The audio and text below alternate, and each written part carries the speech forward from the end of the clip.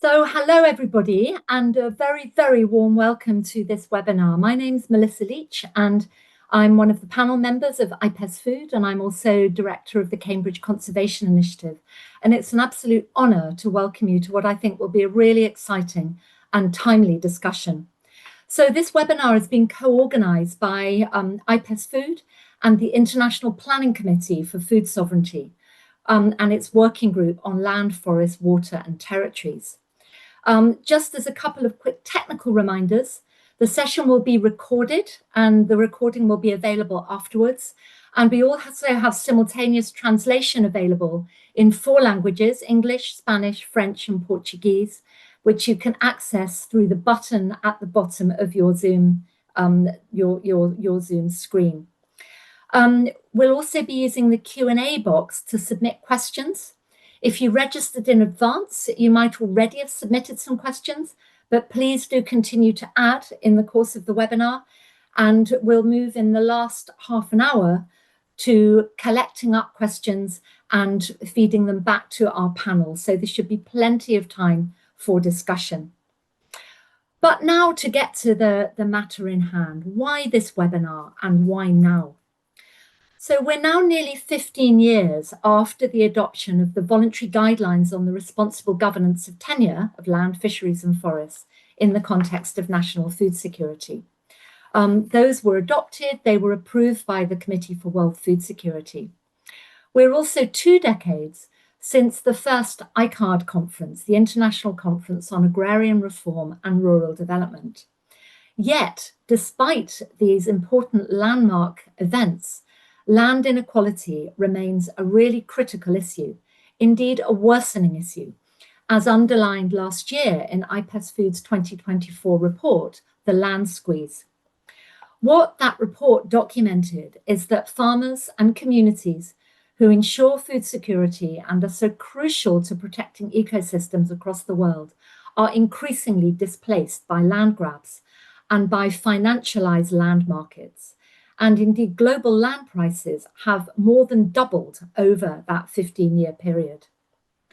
The spread of industrial agriculture at scale and increasingly mechanized and concentrated is further exacerbating those pressures, often forcing smallholders either to get big or to get out altogether. At the same time, of course, climate change is driving land degradation and squeezing farmers further. And in response, the green growth agenda and the agenda to promote nature-based solutions to climate change through carbon markets and other forms of green grabbing often ends up making matters worse by squeezing farmers further, becoming a set of new green grabs 2.0. But on the positive side, I think we're also now at a moment where international traction around this agenda is building, finally.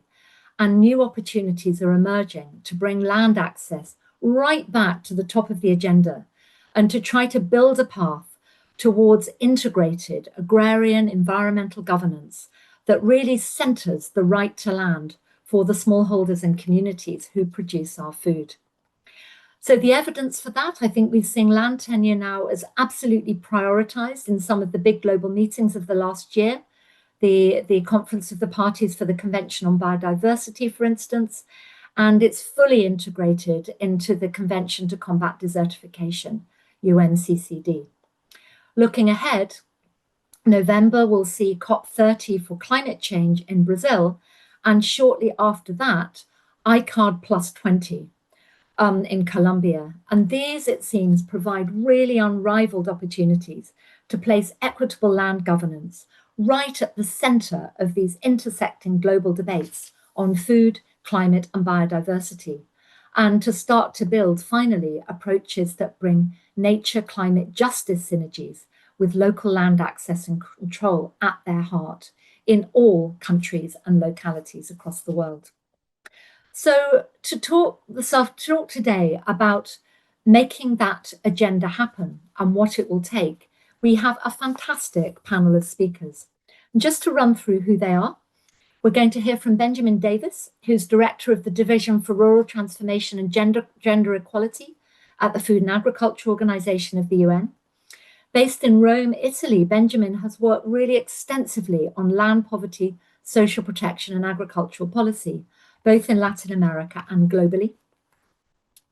We're going to hear too from Nury Martinez, who's a representative of Censo Agro, which is the Federación Nacional Sindical Unitaria, and also La Via Campesina, a crucial big peasant organization.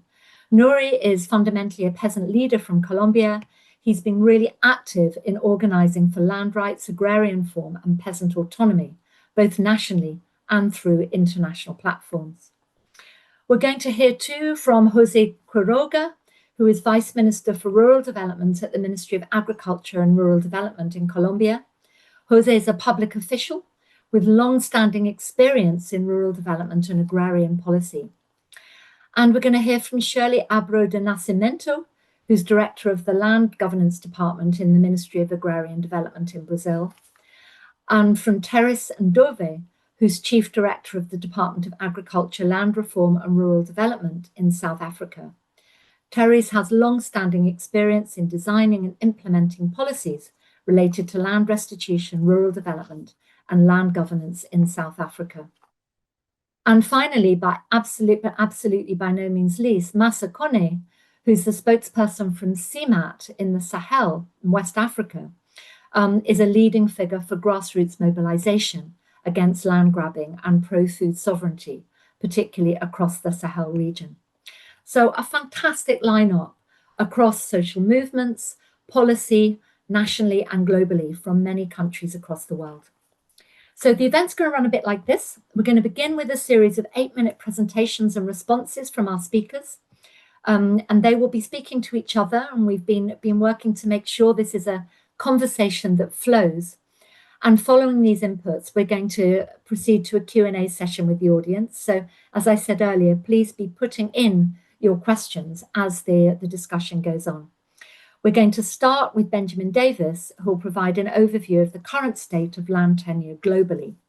So without further ado, Benjamin, I'll hand over to you. And I wonder if you could particularly focus on what is the global state of play on land inequality, and particularly what do you see as having changed since this really important last ICARD conference all those 20 years ago? Great. Well, thank you very much, Melissa, for the introduction and to the organizers for inviting us to participate. Let me just share my screen really quickly of our presentation.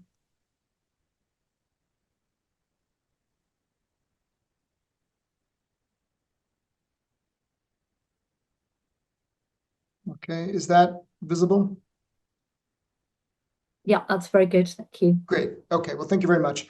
So I'm going to give some insights from the upcoming State of Land Tenure and Governance report that we'll be producing. The land tenure team, which is within the division that I lead here at FAO. There we go. First, as you mentioned, Melissa, our report is coming out in the context of increasing or renewed global and multilateral momentum around land tenure and land tenure reporting. I won't go into detail since you've already characterized that. Just to give some of the insights from the report. First, in terms of the inclusion of land rights was a very important part of, or very important recognition, let's say, in the SDGs. And as what you can see from the data is this, despite increasing over time, the reporting, as you can see, as of March of this year, reporting on the 3 core land indicators still remains low. So despite the increases, they're still relatively low. For SDG 1.4.2, 63 countries have reported on the proportion of people with legally recognized documentation of their land rights. While there's been less progress in terms of reporting on the perception of tenure security with only 27 countries. 49 countries have reported on SDG 5A1. 15 of these have data available over multiple years, and 77 countries have reported on SDG 5A2. Overall, the acceleration of reporting is due to, obviously, additional efforts by custodians. There's been some adaptations in methodologies and the data sources used, And there's been increased country awareness regarding the need for data and reporting, as well as the midterm evaluation of progress made towards Agenda 2030. Since the adoption of the VGGTs, 71 countries have engaged in land reforms that to varying degrees have incorporated the principles of responsible land governance. 38% of these policies make a direct reference to the VGGTs. The table here lists as an example the many legal and policy frameworks developed in Africa, which has been the most dynamic and engaged region in terms of land policies. And we at FAO continue to receive requests to support these national processes, which demonstrates that improving land governance still remains a priority for many countries. Now, on the other hand, this chart reflects the results of an analysis looking at land policies and laws globally based on 206 documents from 172 countries worldwide. It's not limited to a specific period. Basically, we go backwards to find the most recent legislation on land tenure and reforms, but most of these documents, 3/4, come after the year 2000. And what we find is, despite several frameworks being prominent at the policy level, the uptake of the specific principles for responsible land governance, such as provision for human rights, FPIC, customary land rights, etc., they remain rather low. And so the uptake of the principles associated remains at 20 to 30% of countries, and that's the green and the dark green. Okay, so the red means that there is no inclusion at all, and the yellow marginally, and it's really only the green and the dark green. So it's still quite low. So there's still a lot of work that needs to be done in that sense. Now, a major contribution of the report is the characterization of the state of land tenure systems. And what we find, based on available data and different aggregation methods, is that states have legal ownership over 64% of land worldwide, with 26% known to be owned privately by individuals, companies, or collectives. And for about 10% of the world's land, tenure status is unknown. Now, the picture changes when tenure rights are considered in practice, as state lands may be assigned to others. And as such, what we find is that 64% of the 64% of the state land worldwide, 28% is public, 13% is collective land that has designated tenure rights or legal recognition, but without documented ownership, and 21% is unrecognized collective land occupied mainly by indigenous peoples and or other holders of customary tenure rights. Of the 26% of non-state land, 18% is owned privately by individuals and companies, and 8% is legally owned by holders of customary lands. So in practical terms, the main types of land tenure systems around the world can be summed up as follows. 28% of the world's land is public land owned and managed by states, and this is land designated for public use and accessible at large. 18% is owned by private individuals and corporations, and 45% of the world's land is owned or occupied by holders of customary rights. And of these lands, only 8% are formally recognized with documented ownership rights, individually or collectively. And for the 34% that are not recognized and documented, 13% are under designated land use rights, and 21% are unrecognized by governments. And so there's many ways of cutting the status of land tenure. I hope that wasn't too confusing, but it'll all be detailed in the report. Now, in terms of the perception of land tenure and security, this is increasing over time. Almost 1 in 4 in 2024 felt insecure in terms of land tenure. This is an increase of 4 percentage points from 2020, as can be seen in the figure. People who own property report the lowest levels of insecurity at 12%, followed by those living on family-owned land at 23%, while insecurity is highest among renters at 35%.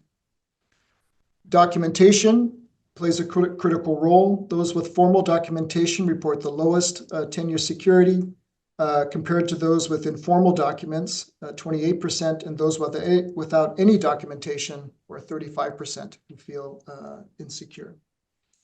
And although the increase in tenure insecurity that we see occurred across all tenure types, it was most dramatic among those without any documentation, where it went from 24% to 35% in 2024. And so this points to growing vulnerability among populations that are already at risk. Here we can see these same changes in tenure insecurity for all the surveyed countries. As you can see, some countries increased, whereas others decreased. 24 of the 108 countries showed a statistically significant increase in tenure, while 23 countries showed a statistically significant decrease in tenure insecurity. And as highlighted by Prindex in their report, the increases in tenure insecurity are particularly strong in high and upper middle income countries, including the North American region, East Asia and the Pacific, Europe and Central Asia, and Latin America and the Caribbean. Finally, this is the final slide.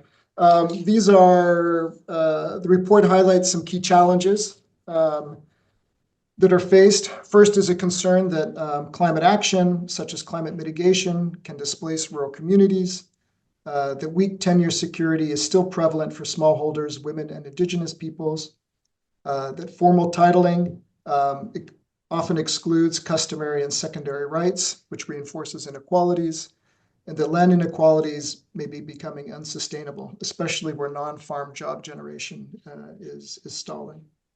The report also highlights some priorities. First is the continued importance of secure land tenure, both individual and collective, to empower marginalized groups and to promote sustainable use. Second is that customary and collective systems must be strengthened to avoid exclusion. Third is the importance of the continued access to land. That's third. Fourth is support to sustainable land use, promoting agroecology, agroforestry, and payments for environmental services is important. And finally, the need to mobilize international support for technical assistance, evidence generation, facilitating collective action. And with that, thank you very much.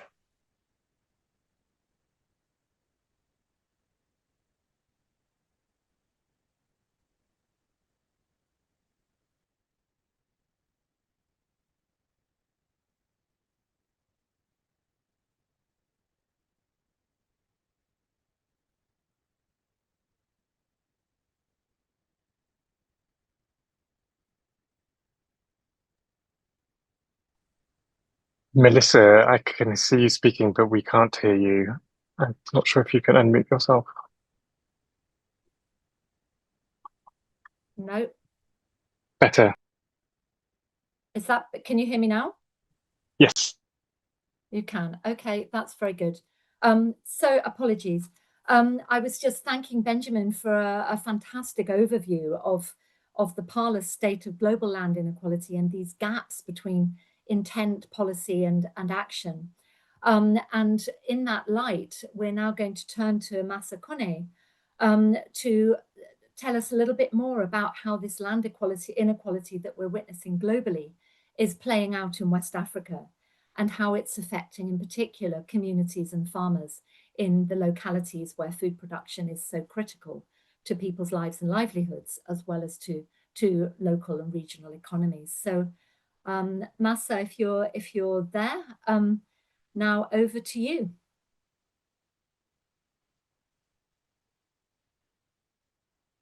Merci. Merci de m'avoir donné la parole sur cet espace. Je m'en vais vite parce que je n'ai que 8 minutes.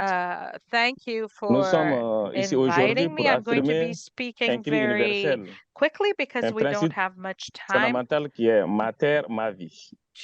La terre Today, est bien we're plus working qu'une on a simple fundamental ressource. principle, which Elle is my est land, my life. multidimensionnelle, nourricière, Land, more environnementale, than a sociale, simple spirituelle, resource, and an culturelle, économique et environmental and politique. social, Elle constitue le fondement même de multidimensional la société et du système alimentaire good has territorialisé et durable. become a spiritual and economic Pourtant, policy. malgré And it is l'existence the de ces very cadres internationaux comme les founding directives rock of our volontaires, le society premier and SIRAD, our food la question system. reste alarmante.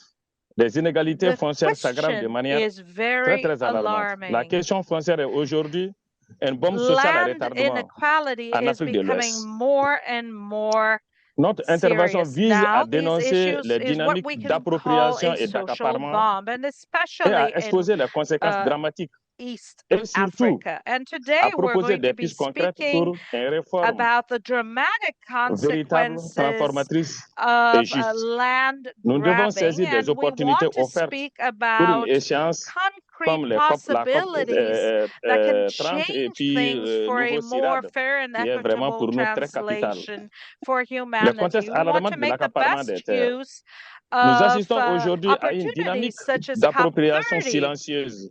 The Technocrates context souvent of land habillés grabbing is really des langages de alarming. développement durable. We L'accaparement are classique a muté vers looking une forme d'accaparement at vert. land Et ça, grabbing c'est très, under très the important. wolf's Les nouvelles under a justifications land d'accaparement.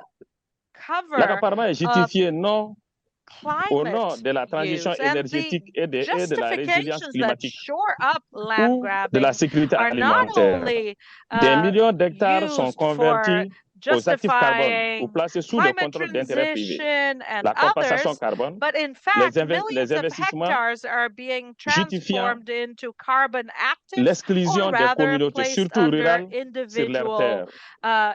economic La logique interests. d'extractivisme global. All Cette of dynamique s'inscrit these come dans les logiques together, d'extractivisme are used global, as quels que soient justifications for the miniers, exclusion of forestiers rural ou communities and agro-industriels, denying them the souvent use of encouragés their par des lands, which politiques is a nationales predatory déconnectées des practice. réalités And locales this et dynamic la is complicité within a global d'expansion de l'agriculture predatory industrielle. dynamic, which is overarching of using all L'ampleur des resources, phénomènes en be Afrique de they l'Ouest, les mining, chiffres sont land éloquents et use, and alarmants. others, in De 2000 overarching à global 2017, complicit manner. Numbers speak for l'ILC a themselves, and recensé they are alarming. 560 From transactions, 2012 to dont 580 contrats 2017, the signés et International 17 Land contrats verbaux. Coalition identified Ces transactions portent sur des 560 superficies au total de transactions, 15 of which millions over 775 660 540 hectares are written, en and Afrique de the l'Ouest. others Ces are terres verbal contracts. We are sont speaking destinées about à over des usages 50 variés million agro-industrie, hectares of agro-pastoralisme, lands which are protection, going to be de, used for several production de types of use: carburant,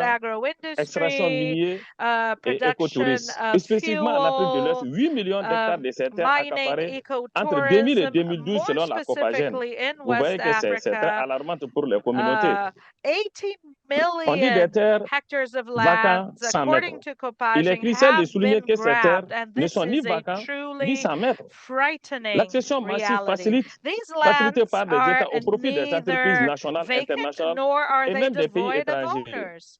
It Souvent, is ces acquisitions absolutely key à des to fins de say spéculation, that these particulièrement lands are par des neither centres lying urbains, fallow, nor sont do les faits they des élites, not surtout have les owners. élites, les politiques. They are La going conséquence est très to be dramatique. used for the Les benefits of conséquences de foreign ces countries accaparements and sont multinational dramatiques countries, par le peuple companies, and the et les consequences are territoires. dramatic L'impact for direct des the peoples communautés. from their lands and for Les those communautés entières perdent leurs territories. terres The ancestrales et direct coutumières, impact on ainsi que leurs moyens de communities subsistance, is qui that aggravent la they pauvreté et la faim. lose Les use of défenseurs their de ces fonciers sont customary, their criminalisés own ancestral et lands, les and conflits this foncières se increases multiplient hunger and et poverty. entretenus par des Those flous who juridiques. defend land use rights are L'alimentation est menacée au criminalized, profit and these de la logique situations multiply marchande de and are kept in globalisation. a gray La zone situation throughout the particulière des world. femmes et des jeunes, There ça c'est is très a important à tenir compte. market-driven Ces underlying groupes logic, and essentiellement sont particulièrement specifically vulnérables. women L'exploitation and agricole young familiale people play assure a key 90% de nos role systèmes here. alimentaires These are two ouest-africains. groups that are Les very femmes vulnerable to agricultrices contribuent à la exploitation. production à 80% Family des denrées units alimentaires de base. ensure Malgré cela, 90%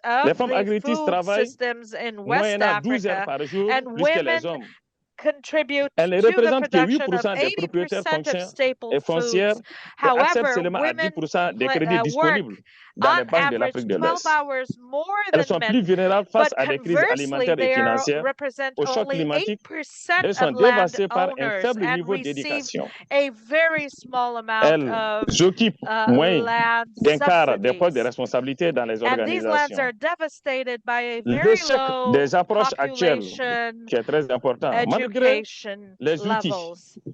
les actions existantes sur The les directives failure volontaires of qu'on a eu à avoir pour les conférences, today's les différentes grandes conférences. outlooks L'approche non and contraignante n'est pas suffisante. Ça veut dire qu'on doit tenir even compte. though the FAO and other Cette institutions dynamique have approche tried to create systémique des mécanismes multilatéraux systems actuels to deal à with this répondre aux besoins situation, urgents they des are not communautés enough. Today, the manifester multilateral ce schemes qui have impose la a nécessité d'un changement systemic d'approche. approach which try to answer obvious needs, and this means there is a need for a radical Vers change une réforme in this transformatrice des systemic PIS approach. et des changements.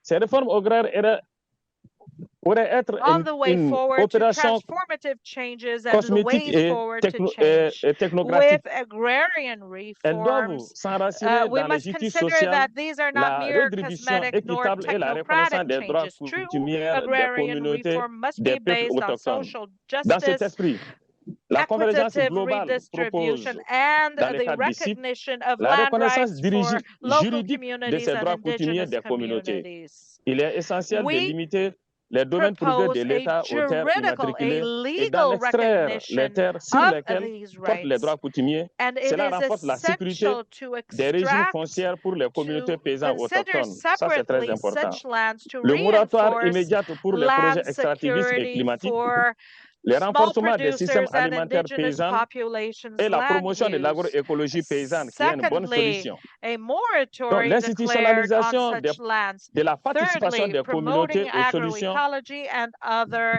doivent venir practices. des populations The directement affectées par institutionalization of the l'élaboration et la mise en participation œuvre de of ces such suivis communities des in politiques decision foncières. making.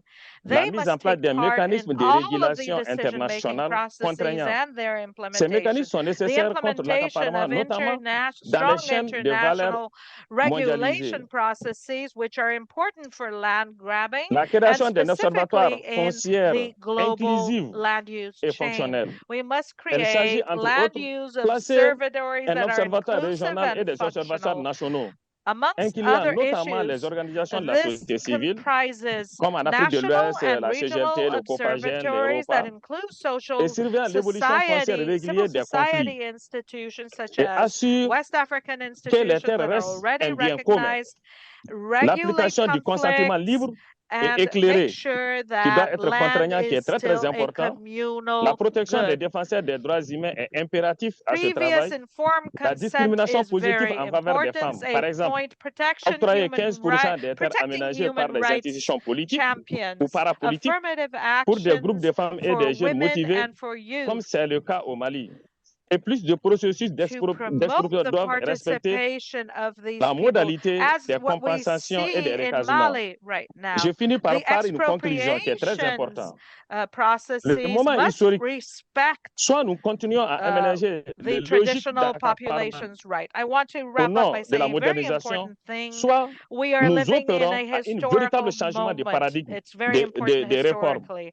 Either we continue De réformer la terre, doing what tenant land n'est pas grabbing has been doing simplement la up to now, redistribution, or we choose c'est a change of repolitiser paradigm.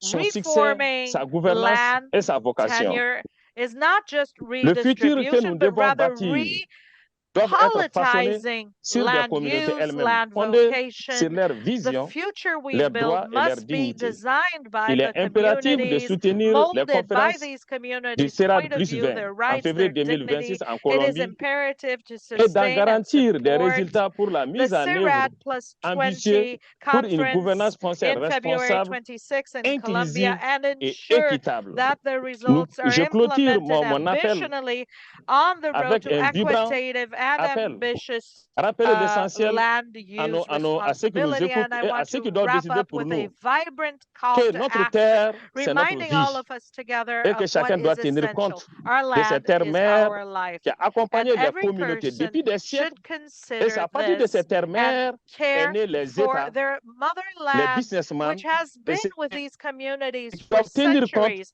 And que la from terre n'est that pas un simple sprang up what we marchandise, know of c'est un bien as commun states qui today. contribue à la This is souveraineté how alimentaire. communities have Et ça, lived c'est so très, très far. important. Land Merci is à a vous common tous. good which contributes to sovereignty as a whole. Thank you very much. This is very important. Okay. Massa, thank you enormously for putting across with such passion the importance of land, not just economically to communities, but also culturally and socially, and giving us such a rousing call to action for recognizing all these elements of land justice at really a very, very crucial moment. So I'd now like to turn to our third speaker in this first round, who is Nury Martinez, who's going to talk to us about the priorities for social movements and peasant organizations in this context. What are the priorities coming from the area of movements for land governance and agrarian reform?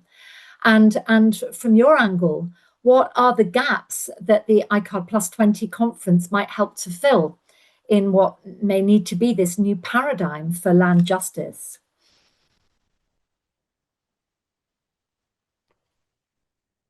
So Nury, are you with us?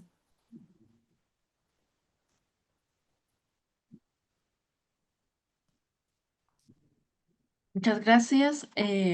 Fabulous. Wonderful. A ustedes que han organizado este encuentro tan importante y pues hablaré aquí en nombre de la Vía Campesina Internacional, del Grupo de Trabajo de Territorios del CID, del Comité Internacional de Soberanía Alimentaria y por Muito supuesto de la obrigada Organización por de Base todos, em FENSUAN. nome da Via Campesina. Primero decir que efectivamente para On behalf of the nosotros y Via nosotras que luchamos en Campesina, nuestras I would like organizaciones to por thank una you. reforma agraria integral, democrática, basada sobre todo en la soberanía An alimentaria, y overarching teniéndose en cuenta también que en democratic el reform 2006, cuando se hizo needs la to be done primera based Conferencia on Internacional food de Reforma Agraria y sovereignty, Desarrollo and Rural, also considering that in donde una de las 2026, conclusiones when the fue first construir las directrices sobre 2022, la when the tenencia y la first gobernanza de la conference took tierra. place, En one el of our año 22, pues conclusions was se han that it cumplido would be absolutely 10 años paramount to de la aprobación de estas contribute to directrices designing e hicimos directives una for evaluación de land la governance implementación, as well. We've reconociendo que las recently organizaciones celebrated 10 sociales pues las years habían of utilizado con writing éxito down para these fortalecer su directives, compromiso and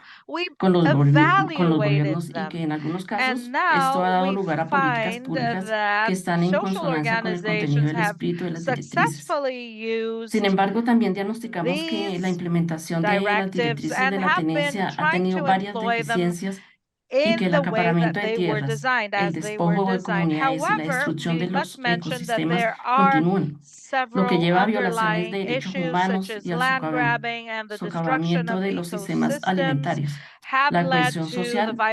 violation of Por ello, instamos human a rights la organización de una and conferencia peace and internacional sobre social los cohesion. derechos de That la is tierra, why los we are territorios sending y la out reforma a agraria call como marco in multilateral para to coordinar the una respuesta International global Conference al on actual Land Rights and acaparamiento de tierra Territories, y a la in the sense creciente e that insostenible land concentración de la tierra reform y los recursos is naturales en absolutely manos de key in empresas, actores financieros coordinating the y answer élites. to that. En este contexto, And the importance of acogemos a satisfacción el multilateral anuncio de actors in Colombia de doing so. organizar In una this segunda conferencia context, we are internacional very sobre glad reforma to agraria y hear desarrollo rural, Colombia's que sería la ciudad más 20, ¿sí? Y acompañamos y por supuesto apoyamos el proceso que wish ha to desembocado en la host aprobación de the de la second propuesta en el Comité de International Seguridad Land Alimentaria Mundial Reform y en el Consejo Conference, de la FAO. and we Nosotros support tenemos muchas this expectativas frente a motion ello. in the Creemos FAO que esta conferencia conference and in the proporcionará un World espacio multilateral Food urgentemente Safety necesario Conference. We para believe evaluar that los this avances en la conference will gobernanza create a responsable de la tierra, multilateral la pesca y space, los which bosques, is y acordar absolutely y coordinar key políticas to públicas assessing eficaces para abordar the cuestiones candentes relacionadas con correct la tierra y use otros of recursos naturales, land entre resources ellas such as el acaparamiento de tierras y fishing recursos, el aumento de la and concentración de la other tierra, el cambio traditional climático y ways la of land degradación de la tierra y use la pérdida de to face biodiversidad, up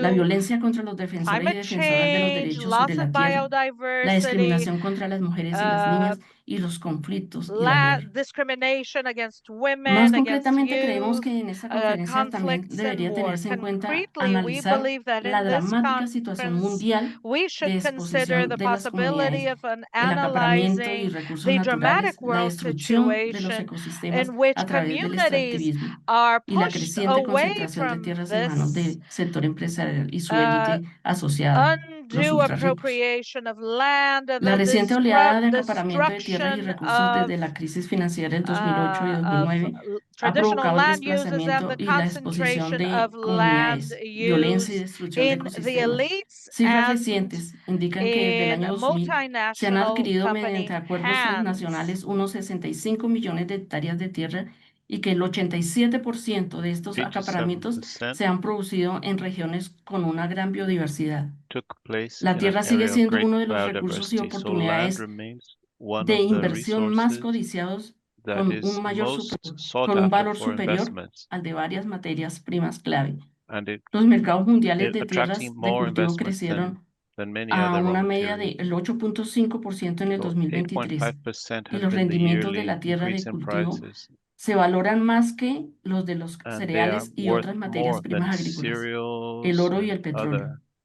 Cifras recientes indican que las diversas formas de acaparamiento de tierras han duplicado los precios de la tierra en todo el mundo desde el 2008, lo que ha supuesto una enorme presión para la población y las comunidades rurales.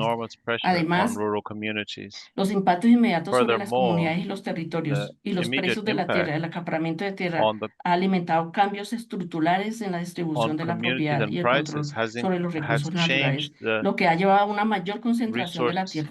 La desigualdad de la tierra ha ido en aumento desde la década de los 80. Debido a factores como la expansión de la agricultura industrial a gran escala y las políticas económicas y comerciales que dan prioridad a la producción mundial en materias primas como resultado, es asombroso indicar que el 70% de la tierra cultivable del mundo está ahora controlada por el 1% de las explotaciones agrícolas más grandes del mundo. Mientras tanto, las explotaciones de menos de 2 hectáreas representan el 84% de todas las explotaciones, pero solo explotan el 12% de las tierras agrícolas del mundo.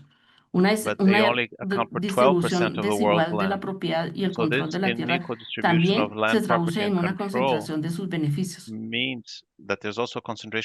Los pequeños proveedores de alimentos como los campesinos y campesinas, pescadores y pescadoras artesanales y los recolectores de pescado, los pastores y los pueblos indígenas, producimos más de la mitad de los alimentos que consume la población mundial en solo un 35% de la tierra de cultivo del planeta.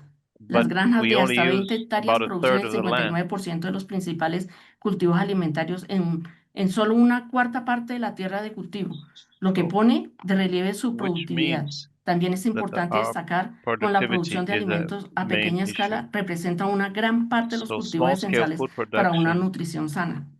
Las tierras manejadas por productos de alimentos a pequeña escala, pueblos indígenas y otras comunidades rurales, en particular, las tierras de propiedad y gestión colectiva representan tasas de deforestación más bajas, mayor biodiversidad y mayores reservas de carbono, y son más resistentes y esenciales para los medios de vida y la economía locales sostenibles.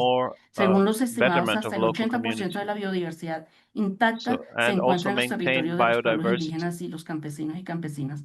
Prácticas como los cultivos intercalados y la agrosilvicultura, junto con los sistemas de conocimiento e innovación de los productores de alimentos a pequeña escala, incluidos los sistemas de semillas, desempeñan un papel crucial en este aspecto. Hacer una evaluación fáctica y participativa de los avances y retrocesos en materia de respeto y protección y promoción del derecho a la tierra y los territorios de las y los campesinos, pequeños productores de alimentos, pueblos indígenas y comunidades y trabajadores desde la primera CIRAD en el 2006 y la aprobación de las directrices y la adopción de nuevos instrumentos normativos como la UNDROC, el reconocimiento general número 34 de la CEDAW sobre los derechos de las mujeres rurales, es parte de lo que debemos nosotros tener en cuenta y promover e impulsar procesos nacionales participativos de políticas públicas multisectoriales para responder a las realidades en los territorios, teniendo en cuenta la diversidad de contextos históricos y socioculturales. La CIRAD más 20 debe proporcionar una concepción actualizada de la reforma agraria y la realización del derecho a la tierra y los territorios, junto con compromiso claro de los gobiernos para avanzar en la realización de los derechos humanos, la soberanía alimentaria y la agroecología, para garantizar el seguimiento de la conferencia y un impacto duradero La to ciudad have a también deberá definir long-running medidas concretas para impact. garantizar la So aplicación de sus ICART recomendaciones must a través de also mecanismos institucionales, ensure that its incluidos en los implementation espacios of its multilaterales guidelines globales como are la FAO y el institutionalized CSA, with y los espacios mechanisms such multilaterales as de the articulación FAO. regional. Concretamente, estos So mecanismos deberán brindar concretely, apoyo a these los procesos mechanisms nacionales should y regionales para support avanzar national con las reformas processes to agrarias y políticas advance de with tierra land y reform promover and la land rendición de policies that cuentas y promote poner en marcha mecanismos que accountability garanticen el and seguimiento put y el monitoreo del in cumplimiento por parte de los movement estados y the los compromisos y obligaciones en enforcement virtud de la of the legislación commitment internacional sobre derechos achieved humanos y medio are ambiente. entered into by states. Eso como a grandes rasgos los que planteamos So que in deben broad tenerse en cuenta brushstrokes, y pues, these los are paradigmas que our enfrentamos en este momento. Muchas gracias. current challenges. Thank you.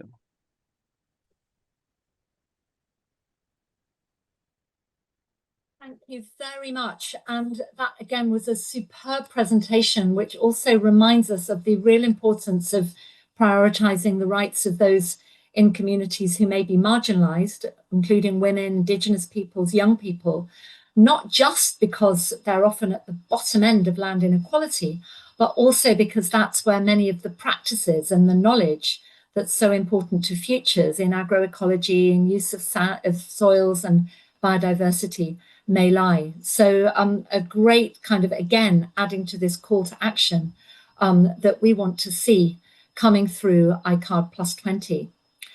So against that backdrop, three very different speakers from very different angles, but some common messages. We now want to turn to some talks from people who are all high up in their respective governments and are involved with the policy end of the events we're going to see next year. So to start with, Jose Quiroga, to offer us a perspective from the Colombian government, which of course will be hosting the ICARD Plus 20 conference next year. So Jose, I wonder if you could tell us some more about why it is that the Colombian government has prioritized land and agrarian reform. We're really delighted that it has, but what do you hope can really be achieved through this conference next year? What would you like to see happen?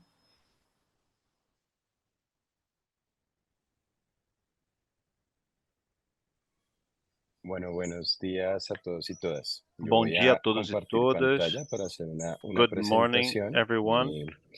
Me parece relevante. I'm going to share my screen here. Algunas cifras del por qué la relevancia de poder hacer una reforma agraria y la relevancia también de una segunda conferencia of land reform and also of the conference next year. Vamos a quiero iniciar un poco por So I want to begin by telling you a little bit el gobierno tiene una política de reforma agraria policy of the current que va government is dirigida one precisamente a superar las situaciones de desigualdad que existen en las zonas rurales colombianas.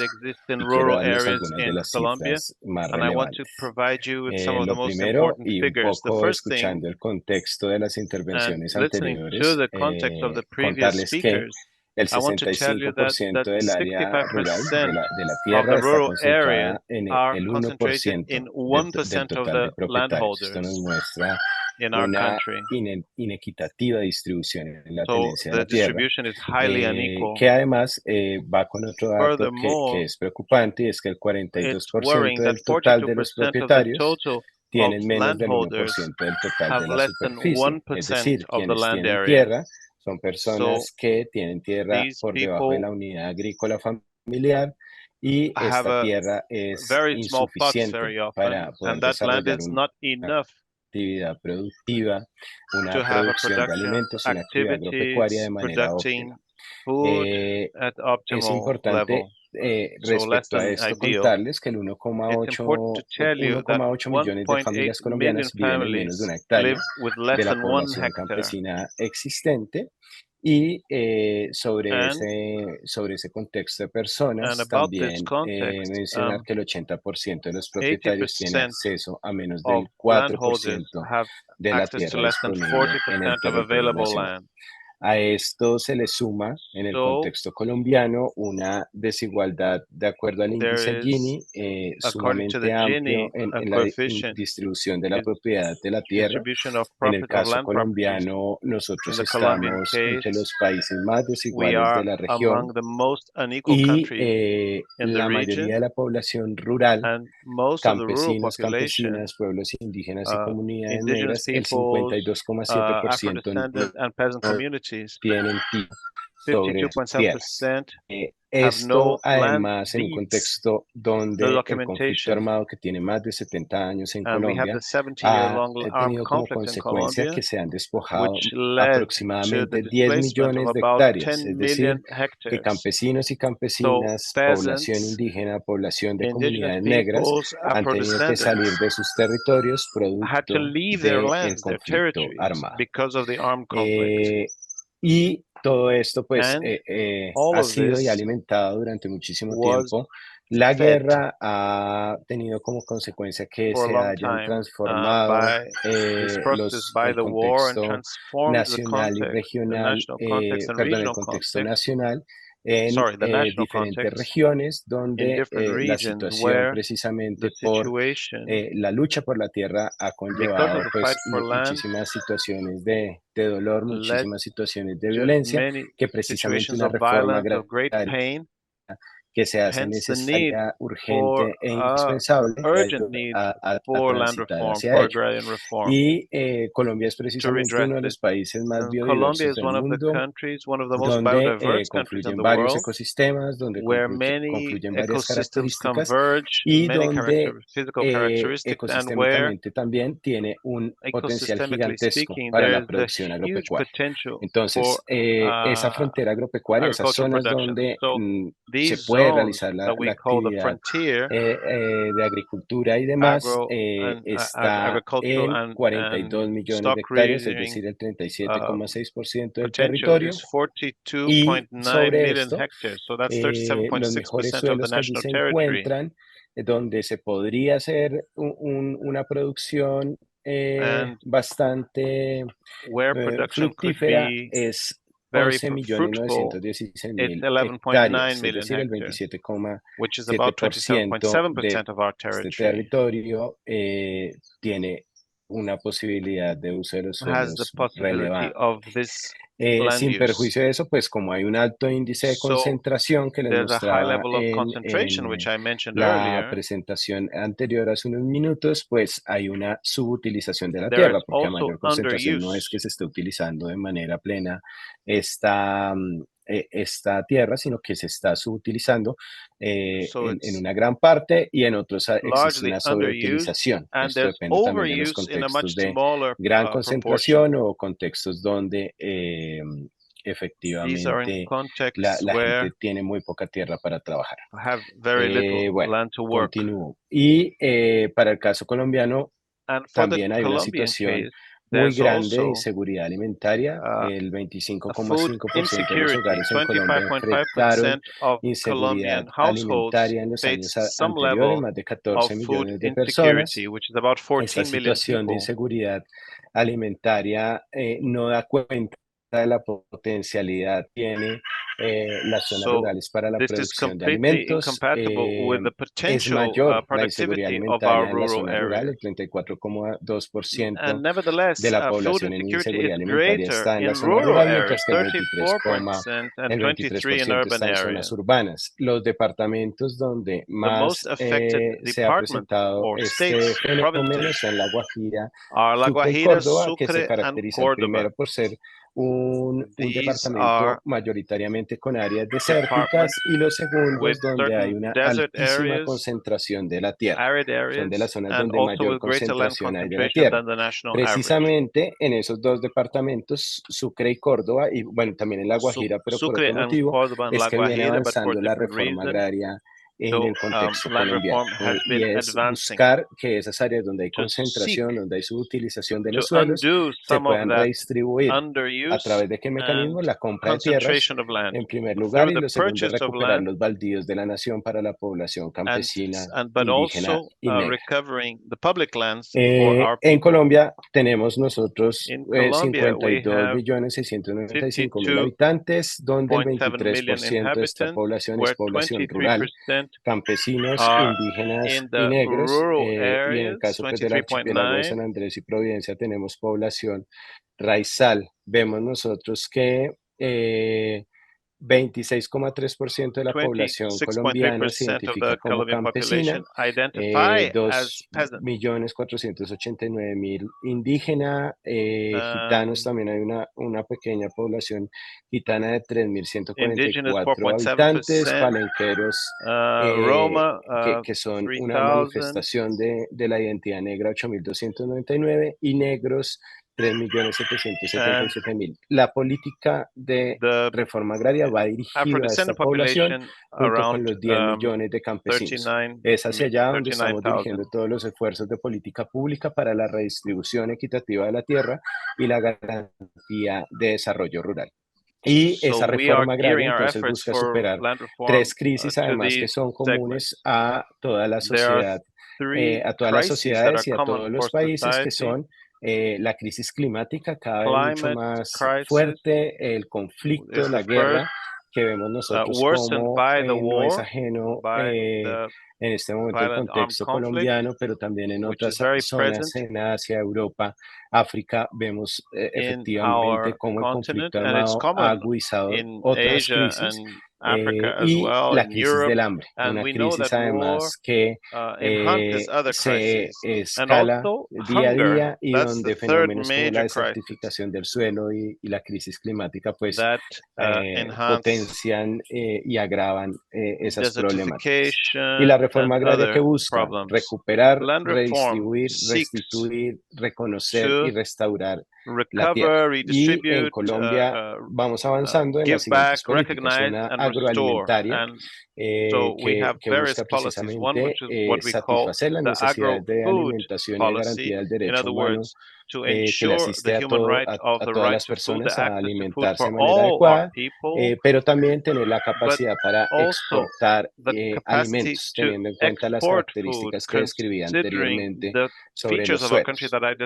Tenemos todo el tema de modernización de bienes públicos rurales, venimos avanzando en esa apuesta porque efectivamente el procesamiento de alimentos es una necesidad. Esto nos ha permitido a nosotros en Colombia tener un crecimiento económico sostenido y sostenible, donde el sector agricultura es el que más ha aportado en estos 2 últimos años. Queremos avanzar en la consolidación de una justicia agraria y avanzar en la consolidación de una relación de lo urbano y lo rural, que no sea una relación antagónica, sino que sea una relación donde tanto las personas en las ciudades como las personas en el campo pues tengan un relacionamiento de esa mutua necesidad que tienen unos y otros para garantizar proyectos y modelos de vida. Aquí tengo unos hitos muy rápidos, voy a mencionarlos: el reconocimiento de los campesinos y campesinas, la creación de una justicia agraria, la garantía de un derecho humano a la alimentación, buscar reducir la situación de desnutrición, buscar reducir la pobreza. Hemos logrado avanzar en esto en las zonas rurales, fortalecer los mecanismos de compra de tierras para la redistribución. Avanzamos también en dotar de tierras a las mujeres para producir alimentos. Hay un programa especial dirigido a las mujeres, y a esto también se le suma la ampliación, saneamiento y protección de las tierras colectivas de los pueblos indígenas, las comunidades negras y las comunidades raizales. Y estamos también avanzando en reconocer las formas de ordenamiento campesino, como ya viene ocurriendo con otros grupos poblacionales, que puedan ejercer una gobernanza campesina alrededor de su identidad y también proteger los mejores suelos para la producción de alimentos. Creemos que es sumamente relevante protegerlos frente a diferentes amenazas que existen actualmente. Y estamos precisamente protegiendo esos suelos rurales ante las amenazas de desertificación, de transformación, de sellamiento de suelos, de actividades como la minería que pueden afectar los suelos donde se produce la comida y donde se desarrolla la actividad agropecuaria. Aquí nosotros vemos como gran parte de la región andina está siendo objeto de esa protección. Andean region of our country is being an object of this protection.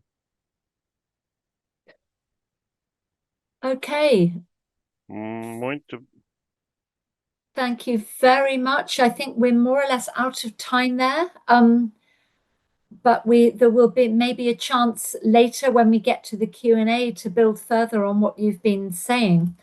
But for now, I think you've laid out very clearly why Colombia is in a position to take so seriously these questions of agrarian justice and land inequality, and indeed some of the really inspiring examples of policy and practice that the government has already been involved in taking things forward. So thank you so much, Jose.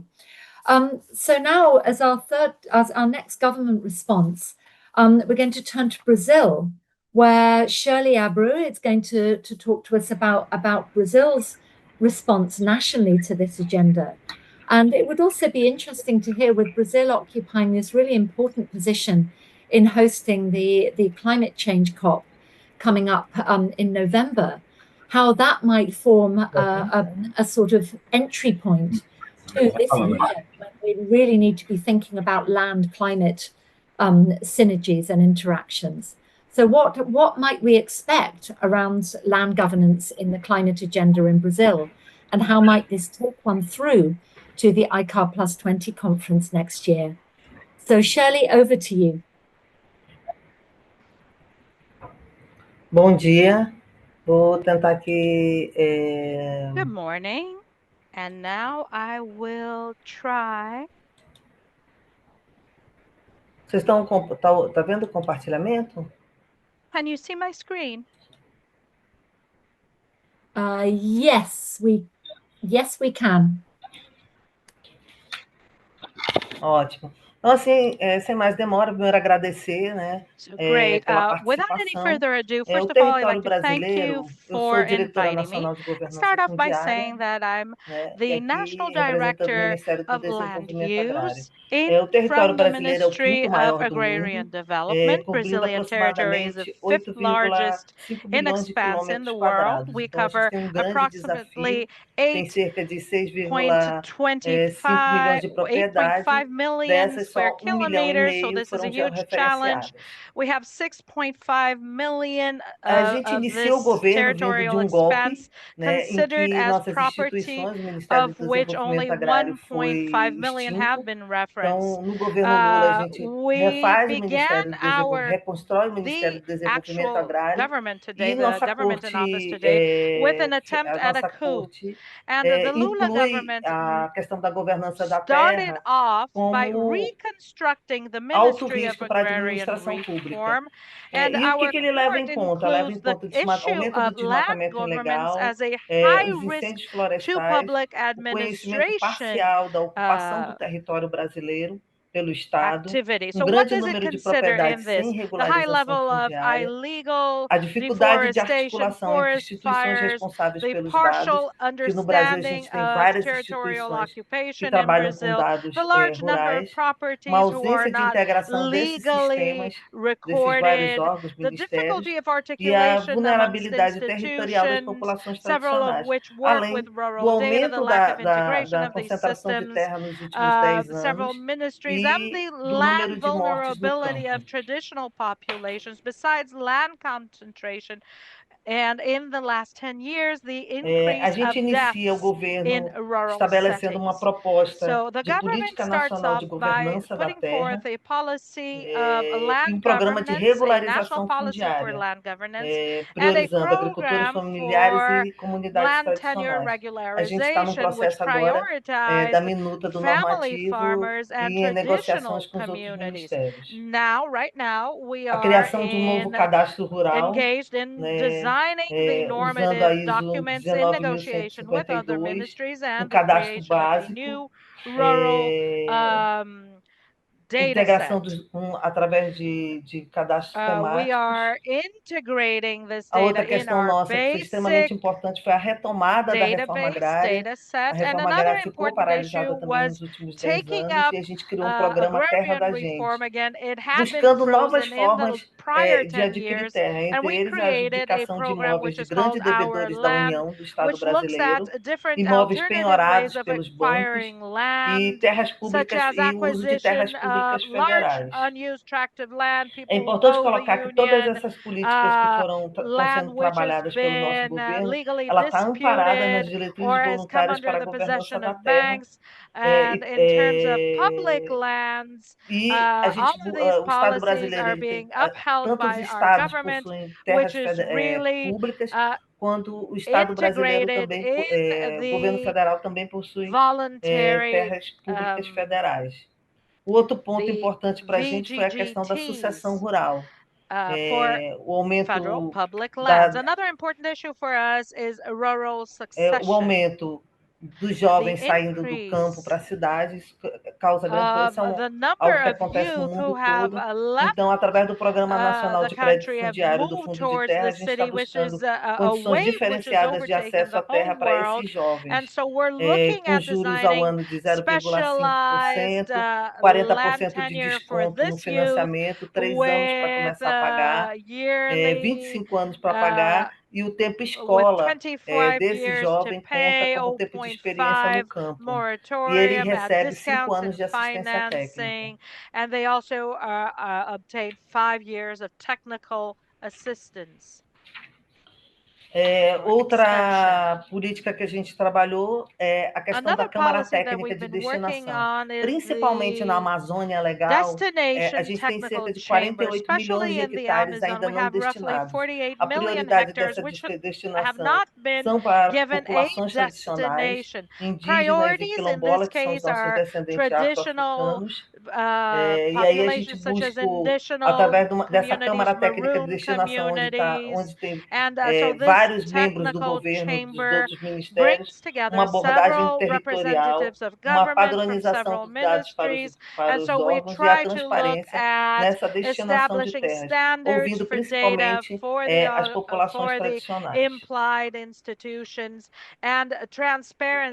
Acho que é importante destacar que o governo federal tem 48 milhões de hectares ainda a serem destinados, mas o desafio dos governos estaduais da nossa federação é tão grande quanto. Eles têm mais de 50 milhões de hectares a serem destinados. Por isso, tão importante é fortalecer o Estado brasileiro nesse processo. E aí a gente tem também o programa Territórios da Floresta, que a gente, pela primeira vez, a gente, junto com o Ministério do Meio Ambiente e o Ministério do Desenvolvimento Agrário, vai reconhecer populações tradicionais e dar documentos titulatórios para essas famílias. Hoje a gente está trabalhando cerca de 40 parcelas de terreno, são 40 glebas trabalhadas, mais de 1,8 milhões de hectares já trabalhados e mais de 100 comunidades tradicionais já mapeadas para serem regularizadas. E, por fim, o projeto Terras do Brasil, que é um projeto que vai exatamente trabalhar com os estados para que a gente consiga ter a capacidade de reconhecimento da base de todo o território nacional. A gente está com alguns módulos nessa plataforma já trabalhados, que são as plataformas de destinação de terra, priorizando o módulo de populações tradicionais, módulo de regularização fundiária, o módulo do crédito fundiário e o módulo da inteligência fundiária. Então, para a gente é muito importante essa plataforma, porque ela vai ser uma plataforma aberta, em que as pessoas vão poder ter conhecimento e olhar e discutir o território brasileiro de forma mais transparente e democrática. Por fim, colocar que não existe reforma agrária e regularização fundiária sem democracia. A história do Brasil tem mostrado isso. There is no Muito such obrigada. thing as agrarian reform and land use regularization without democracy. And Brazilian history has showed us all this very clearly. Thank you very much.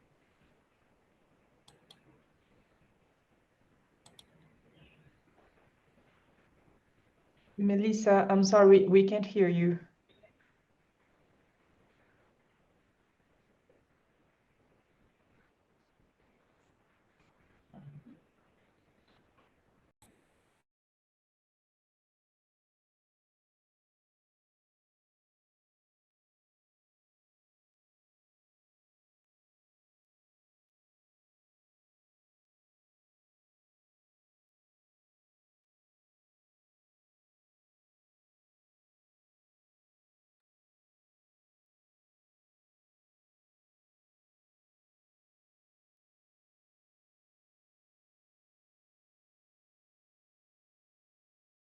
Thank Shirley again for a wonderful talk, and one which really highlights again the very enlightened efforts that one is seeing going on in Brazil at a time when land issues are not just important for livelihoods and economy in the country, but also in a way leading the way around these agendas that are connecting up now climate change with the centrality of land and land governance. So finally, we're going to turn to South Africa, where again, we have a government that has been very involved in some very enlightened land reforms over past years. And Terries Ndove, I think, is here with us to give us the perspectives here from the South African government. And it would be great to hear about some of the lessons you might be able to share with the rest of the world, both of the achievements, but perhaps some of the challenges that have come up along the way in seeking to undertake really quite comprehensive land reform efforts, as South Africa has done. So, Terries, over to you.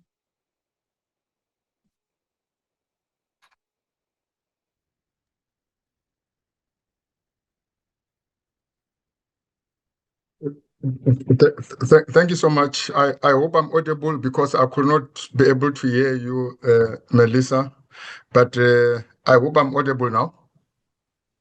Yes, that's very good. Thank you so much.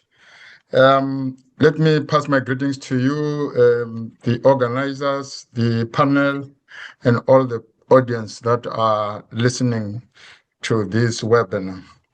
As indicated, my name is Terries Ndove. I'm based in South Africa. I'm with the Ministry of Land and Rural Development, more responsible for the land reform side of things. Can we move the slide? Yes. I'll do a bit of introduction, but I'll actually just talk through the slides without taking much of the time because we don't have much time. We can move to the next slide. In our country, the Constitution lays a very important foundation for land reform. Firstly, it protects the rights of the people who have got land, but on the same time, it places an obligation to the state to provide land to those who were denied land in a manner that enables citizens to gain equitable access to land, to promote security of tenure, to provide redress to those who were dispossessed of the property due to the previous oppressive acts that you all know what happened in our country. In terms of the demography of our country, 90% of the indigenous of Black South Africans were confined to the 13% of the land, while less than 10% of the white South Africans had an access to 87% of the land. That was because of how the country was. We have got 122 million hectares of land in the whole country, and 77 million hectares are actually agricultural land. Next slide.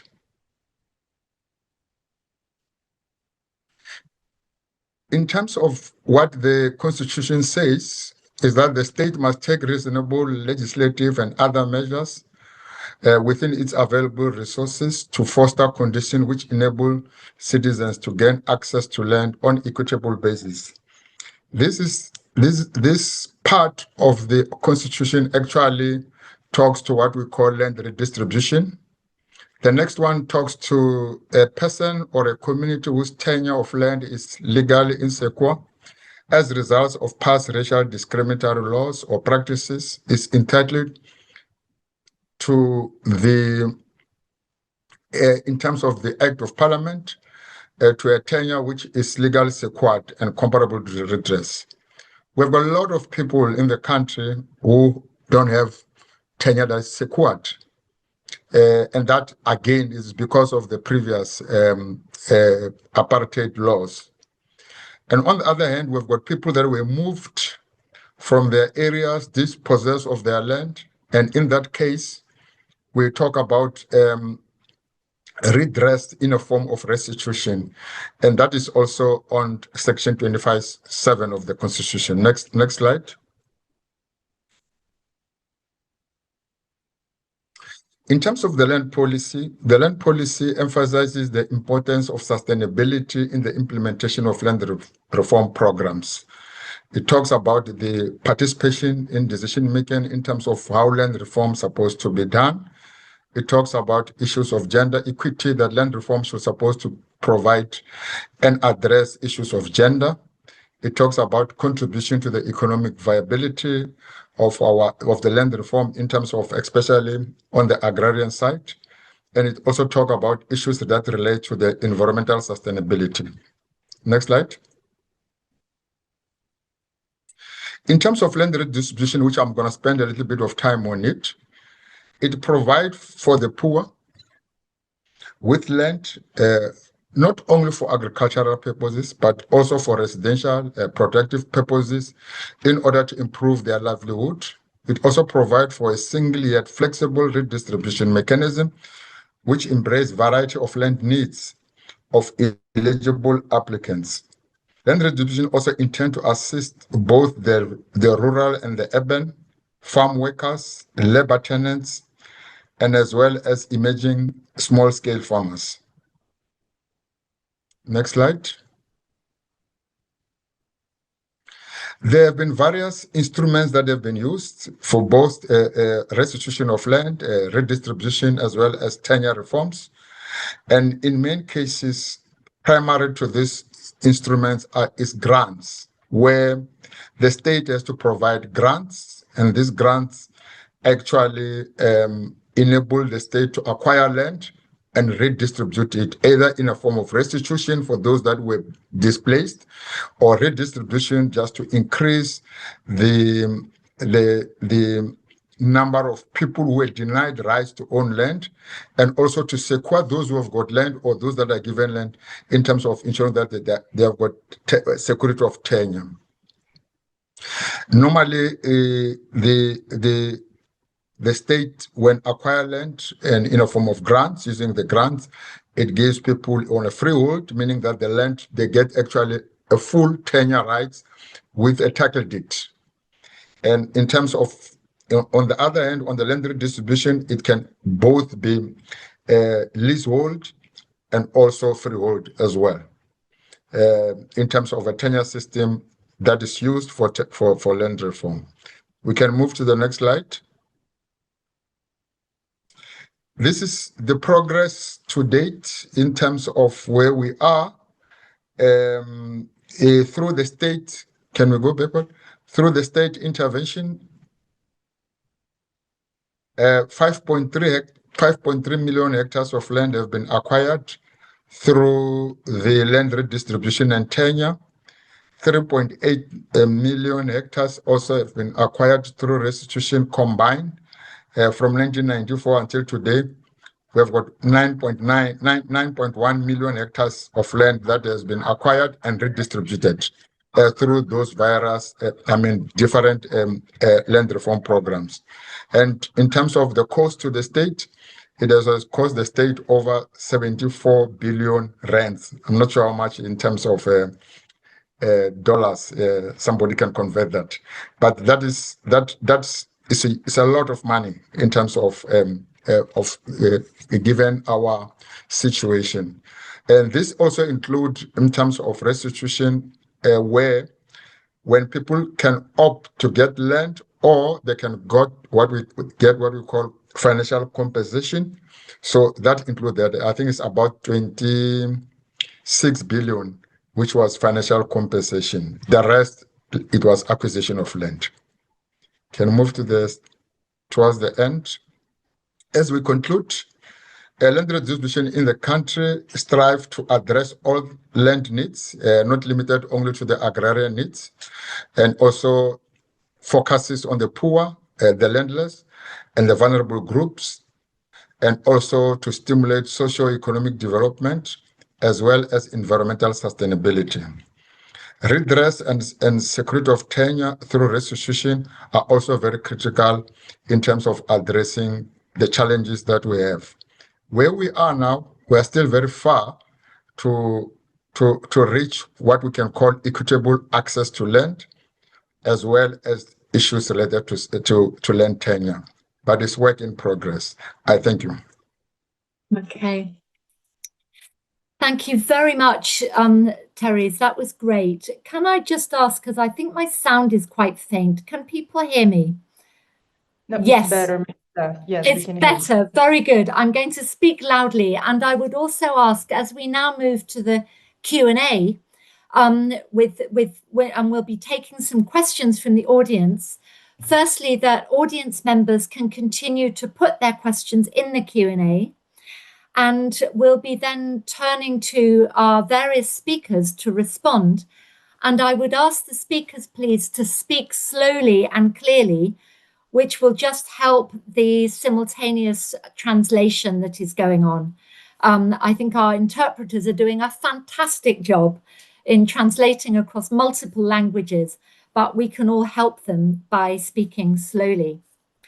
So I've got a first question here, which I think is really interesting one, which is comes from Hamadi Mohammed Abai, who asks, how can we ensure that land reforms carried out under the pretext of natural resource sovereignty or economy include the sacred principle of land ownership within indigenous and local communities? And as we've seen from several of our talks, land is more than a natural resource or an economic resource. It's also something relational with which community members are often closely bound in deeply embedded cultural and social ties. So how can we make sure that these principles too are part of the conversation? And I wondered if I could turn first to Massa, who I think was the first to raise this point in his talk, to see how you feel that the big international meetings could really take on board those spiritual and sacred land ties.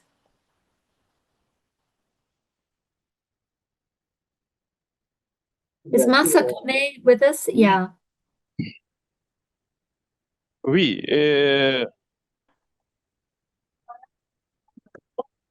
Oui, je suis là. Allô, vous me recevez? Yes, very well. Oui. Ah, ok. On l'entend bien. Oui, la réforme agraire peut vraiment garantir les terres des communautés locales dans le contexte qui soit contraignant. Si nous avons des réformes agraires contraignantes qui sont légiférées dans nos lois nationales, donc qui obligent les politiques à inclure les communautés, pas dans la redistribution des terres, mais dans la gestion des terres. D'abord, que les droits des communautés soient de ces terres, ça veut dire reconnaître la légitimité, transformer la légalité. Dans nos pays, les communautés ont une légitimité, mais ils n'ont pas de légalité. Légalité, c'est quoi? Et que légalité, c'est avoir un bout de papier qui matérialise la légitimité des communautés sur ces terres. Et c'est ce qu'on n'a pas. Les communautés autochtones ne l'ont pas, les communautés locales ne l'ont pas. Seuls ceux qui travaillent dans la spéculation foncière, l'immobilier, l'extractivisme, ont des documents légaux contre la légitimité des communautés qui vivent sur ces terres et qui ont veillé sur ces terres depuis des siècles. Donc, une réforme agraire qui sort avec des directives contraignantes peuvent obliger nos États à respecter et à légiférer à la reconnaissance des terres des communautés. Donc, c'est possible qu'il y ait une réforme agraire qui garantisse la reconnaissance des terres des communautés et leur inclusion à la gouvernance foncière. Land reform must include communities in the management and in the justice of land tenure. Okay. Thank you. Thank you. That's wonderful and very clear. So we have now another very interesting question. So Norma Balcazar asks, what about land grabbing by organized crime cartels? Okay, should this be included in the conversation? And if so, how to do that? I wondered if our colleague from Colombia, Jose, might have something to say about this, given that Colombia is a country that has experienced so much by way of conflict in the past and some of the challenges of crime cartels. Jose, can you give us some insights on how we might include organized crime in the discussion about land tenure?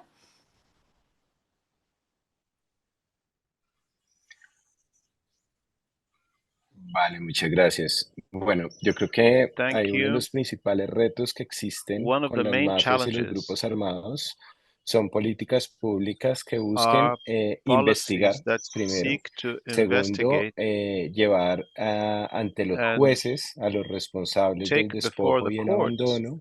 Y tercero, restituir las tierras despojadas. En el contexto colombiano tenemos una ley de restitución de tierras para restituirle la tierra a campesinos y campesinas. Y tenemos también unos decretos leyes, unas normas para la restitución de derechos a pueblos indígenas y a comunidades negras. En el contexto colombiano se despojaron aproximadamente 10 millones de hectáreas. Se ha buscado precisamente restituir esas tierras que los actores armados se apropiaron. Y hay otra ruta que tenemos y es que los bienes adquiridos con dineros del narcotráfico también han venido siendo utilizados para redistribuirlos a los campesinos y campesinas y a las poblaciones étnicas. Es decir, tierras que fueron compradas producto de actividades ilícitas que los jueces pudieron en demandas y en procesos judiciales recuperarlas, hoy en día están siendo redistribuidas y entregadas a organizaciones sociales campesinas y étnicas para que puedan allí hacer uso de estas tierras. Entonces yo creo que eso es el elemento principal y es investigar, llevar a la justicia, restituir materialmente y garantizar que todas estas poblaciones, tanto víctimas como otros sujetos, puedan beneficiarse de esas tierras.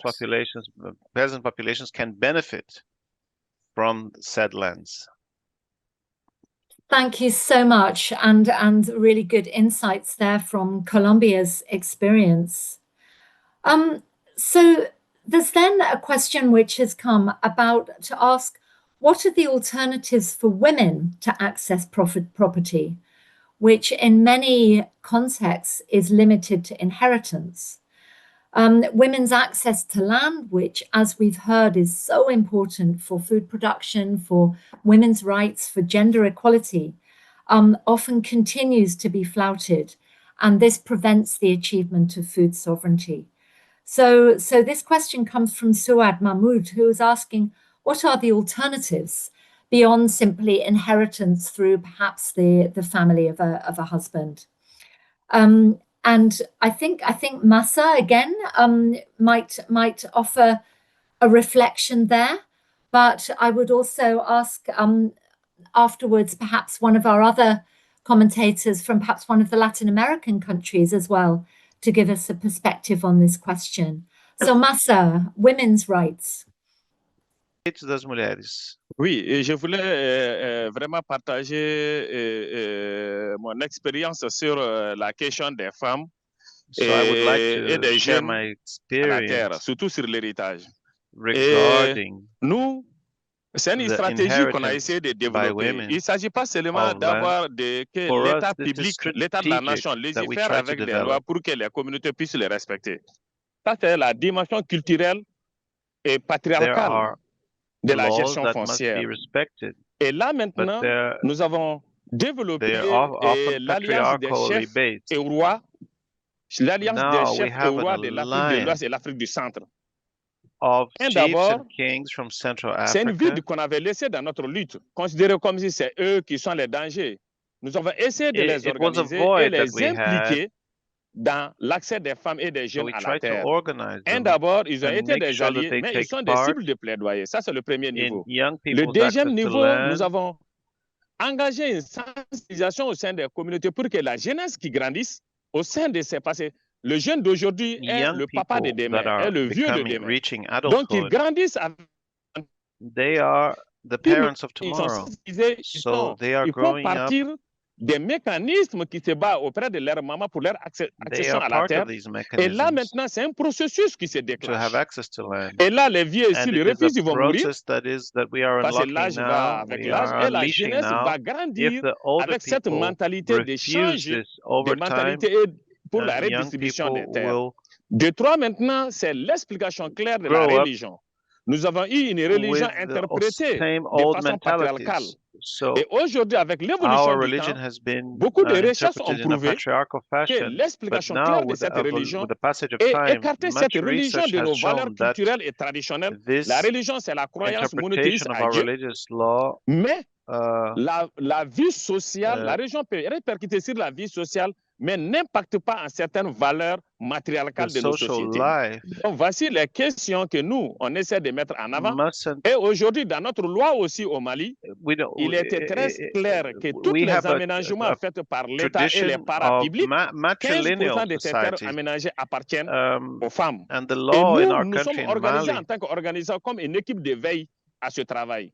Voici quelques mécanismes qui peuvent vraiment nous aider, vraiment que ces réformes agraires puissent aider l'accès des femmes à la terre. Mais ce n'est pas suffisant. Il faut travailler sur nos us et coutumes dans nos propres communautés pour les faire évoluer, changer de mentalité, évoluer parce que ces us et coutumes venaient au temps de la guerre. Aujourd'hui, nous ne sommes pas au temps de la guerre, mais nous sommes au temps de la modernité, de la démocratie et de la légalité. Merci. We are a moment of peace, democracy, and legality. Thank you. Fantastic. Thank you. So Nury Martinez has also wants to come in on this question. So Nury, let me turn to you. Muchas gracias. Thank you. Bien, a mí me parece que cuando hablamos de acceso a tierra, parte de la democratización del acceso a tierra tiene que ver con el reconocimiento de las mujeres para ese acceso, porque desafortunadamente el sistema patriarcal, como lo dice Massa, no es solamente en África, sino es a nivel internacional, a nivel mundial. Y hay una discriminación contra las mujeres. Cuando nosotros hablamos de reforma agraria integral y democrática, debe darse la prioridad y sobre todo a muchos territorios donde las mujeres no solamente hemos sido discriminadas por los regímenes y todo lo demás, sino que también somos víctimas de todo este proceso de violencia y conflictos que han existido. Entonces, parte de lo que nosotros estamos planteando tiene que ser prioridad para el acceso de las mujeres. Y también del tema de la propiedad colectiva, que no solamente para los territorios étnicos, sino que nosotros como campesinas también planteamos de la importancia de esa propiedad colectiva y ese trabajo colectivo. Porque las mujeres no solamente producimos alimentos, ¿sí? Producimos a través de la huerta, sino que también nosotros tenemos una responsabilidad bastante importante en lo que tiene que ver con la articulación en el territorio, con las demás comunidades y todo lo que eso significa. Entonces, sí debe ser una prioridad el acceso a la tierra para las mujeres. In other words, for these reasons.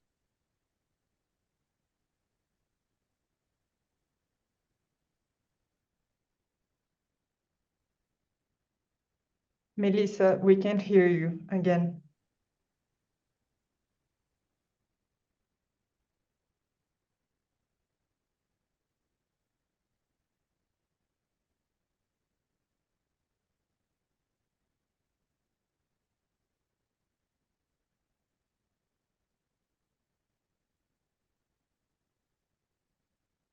Not sure by the others, but I don't think we hear Melissa.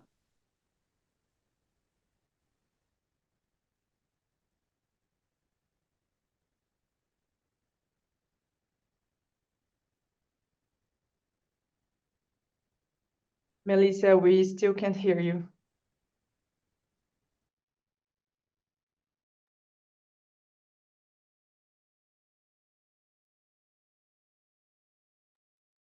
No, Melissa, still not. We can see you are unmuted, but we can't hear you.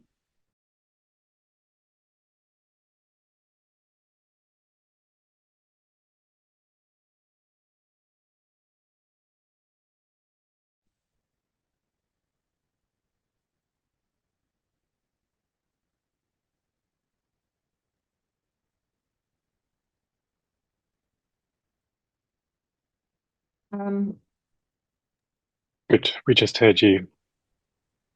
Did you hear me then? Yes. Okay. I'm incredibly sorry about this.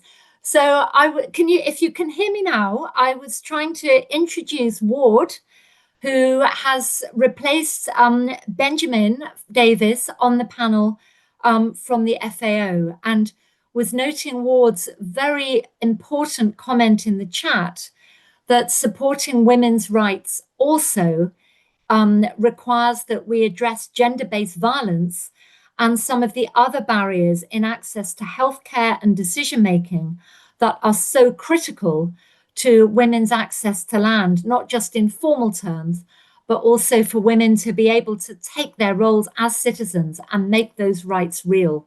So thank you for those points.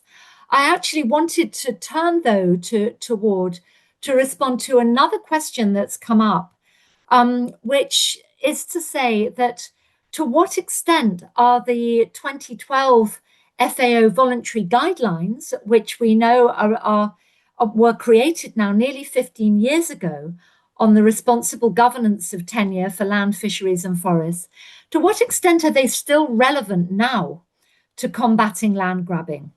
It would be great to hear, as part of the FAO group that was so important in bringing those guidelines into place, how far do you see them as relevant, or do we need some changes in those guidelines?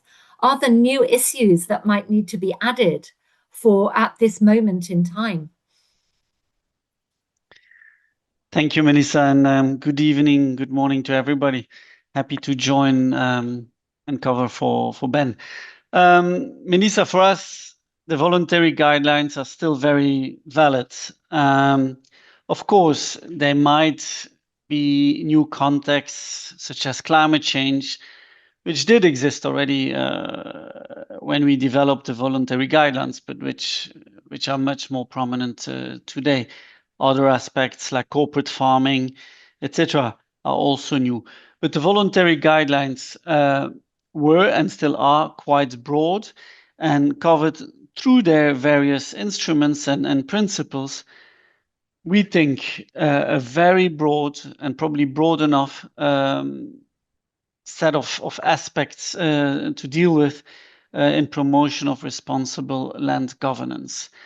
So through the new eCard plus 20, or the discussions of the eCard plus 20 that we are preparing for, the question came up: should we have a new voluntary guidelines, or a VVGT plus 20 or plus 2 or 2, whatever we call it? And the discussion was anonymous. We do not need new VGTs. We just need to be able to adapt them and adopt them in these new contexts. What did come up, though, very strongly is that we were very good over the last 20 years in promoting these. And as you've seen from Ben's presentations, many countries have engaged in land reform programs. Many countries have done an effort of uptaking them at the policy level. But then when we see at the translation of these global and national policies and in the implementation, that's where we failed. And so the response to it is, no, we don't need new VGTs, but we do need to make much more effort towards implementation, due diligence, compliance to the principles that the VGT is promoting, within the framework of these new contexts. Okay, fantastic. I'm now going to turn back to Jose Quiroga, who had his hand up, I think, for the previous question about women's land rights. So, Jose, I'm sorry I overlooked you there, but would you like to join in now on the question around gender and how that is playing out in the Colombian context?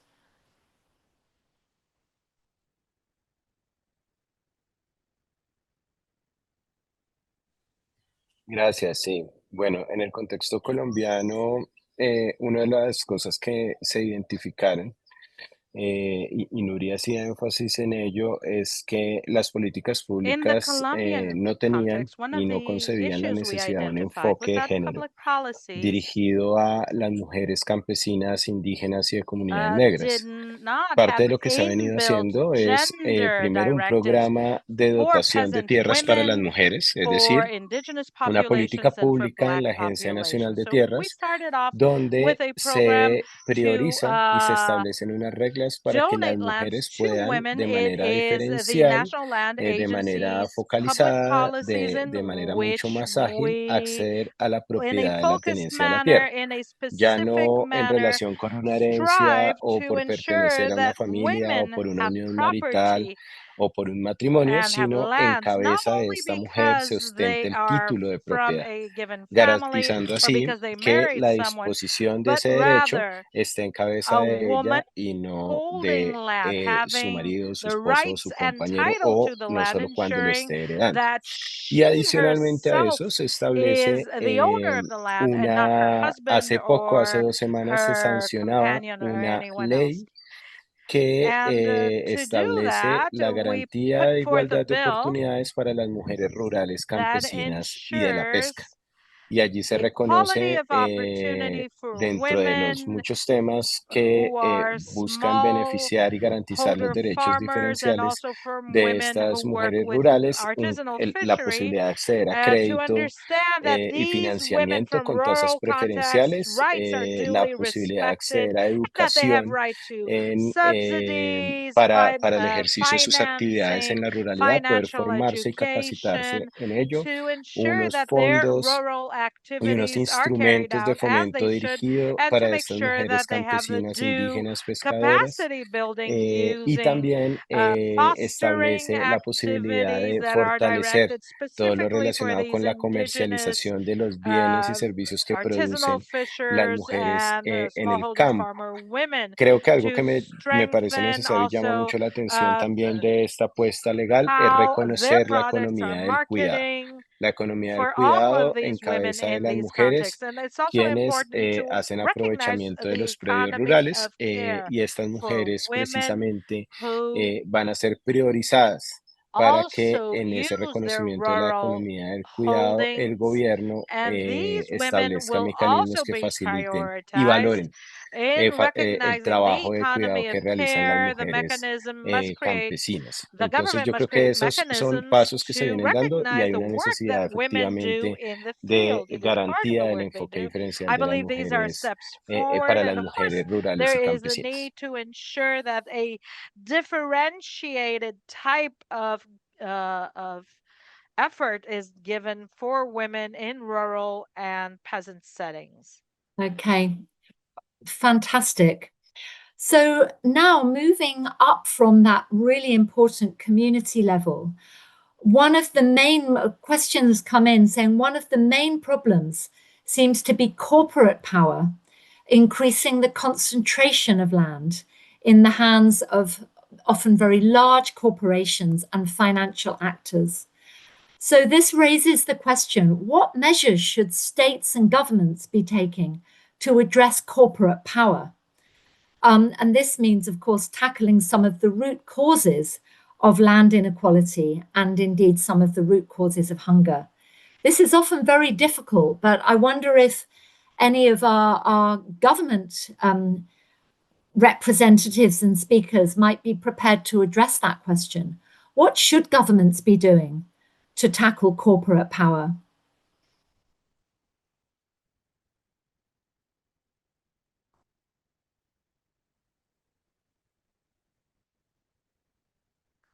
or perhaps our colleagues from the FAO, or indeed from the movements would like to address it. What would you like to see happening if we recognize that the concentration of power in the hands of corporations is part of the problem? What might be done about this? What can states do, or what perhaps should movements be doing?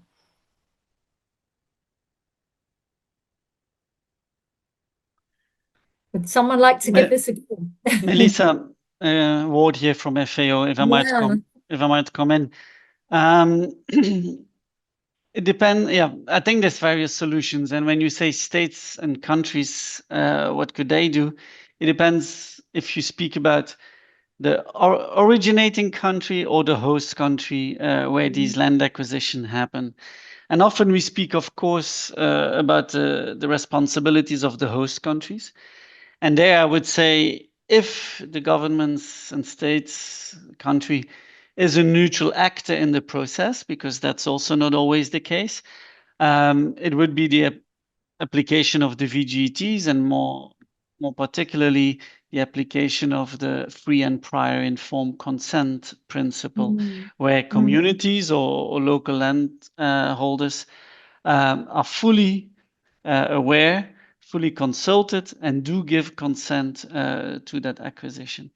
But I would also like to draw the attention on the originating countries. They have a responsibility as well.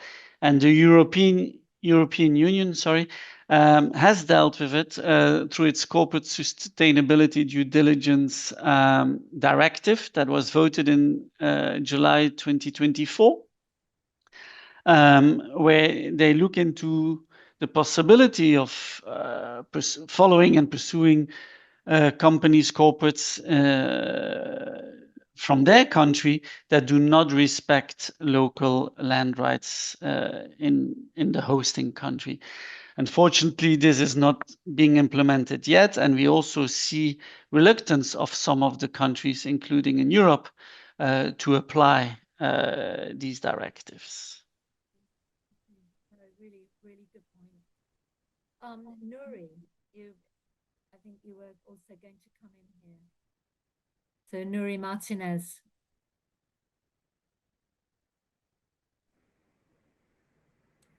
Sí, muchas gracias. Bueno, creo que el movimiento social, el movimiento campesino, pues también tenemos una opinión frente a lo que significa el sistema corporativo que maneja no solamente todo lo que tiene que ver con el acaparamiento de tierras, sino también con el sistema agroalimentario en general. Y eso, pues es lo que nos tiene como nos tiene. Realmente el acaparamiento de tierra y los monocultivos, el agronegocio como tal, pues es el que está haciendo que haya un calentamiento global mucho más fuerte, dado que produce, por ejemplo, de manera intensiva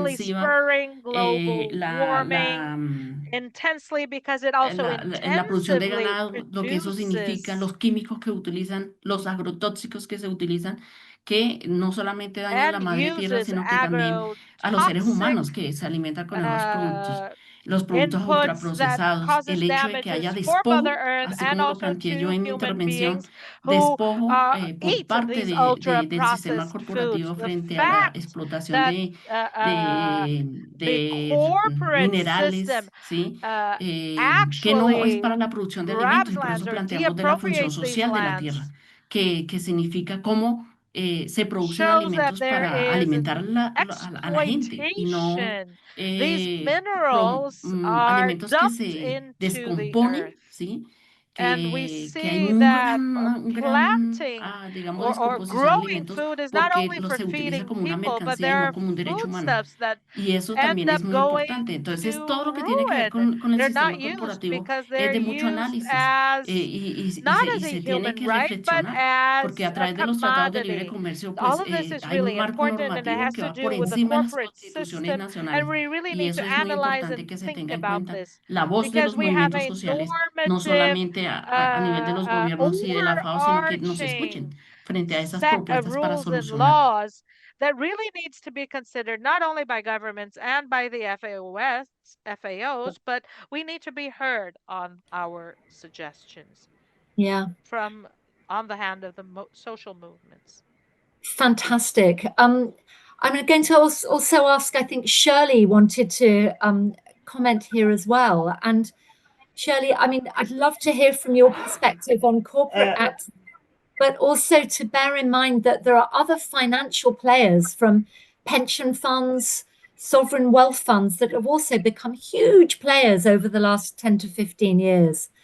So what's your perspective on addressing corporate power grabs, in effect, in the land sector?